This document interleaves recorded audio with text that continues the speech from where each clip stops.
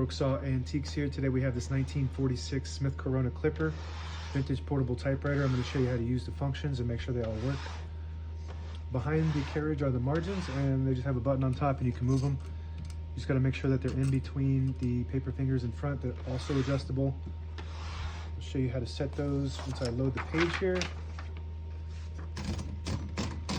And you got one on each side and you just move it like that, and I'm going to put mine on the edges so I got as much clearance as possible. And I'm going to test those margins. That left margin can move a little bit to the left. But as you can see, you'll get stuck on that if it's too close, and that red one looks good. So I'm going to move this left one a little bit towards the middle, just like that. So that's good.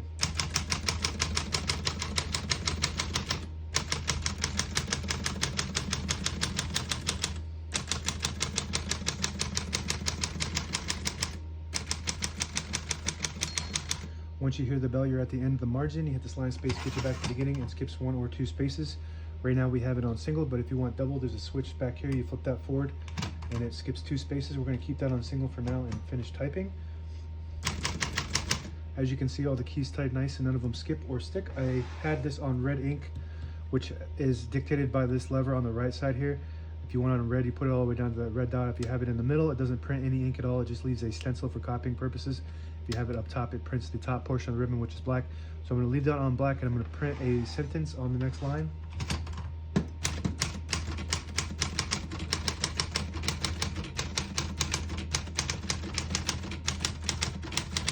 Beautiful typing machine. This typewriter is in excellent condition, both cosmetically and functioning. Print looks really good. Got a brand new ribbon on it, and just got that classic feel to it. It's got the classic look and the classic sound. It's kind of a unique sound to it. It's called a clipper and it sounds like a clipper. It's a little bit different than the other Smith Coronas, which are the Sterling, the Silent, and the Silent Super. To pull the page out easy, there's a switch on the right side here. You flip it forward and it unlocks the rollers underneath the platen, allowing you to pull the page out easy or load thicker paper like carbon copy or cardstock. Make sure you flip that back before you load the next page or else it won't load correctly. Got a shift on each side and a shift lock on the left to clear that. Hit the shift button again, backspace on the left side. Works good. Margin release on the right. When you get to the end of the margin, there is a mechanism that will block you from printing. And if you hit that margin release, it will allow you to go all the way to the end or until you get stuck on that right paper finger. I'm gonna open the hood.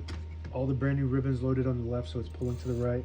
If you want to switch that direction, there's a switch above the backspace here. You flip that down, it will switch to the left, it goes counterclockwise. Flip it down again, it pulls to the right clockwise. That works good. Touch control on the inner left side here.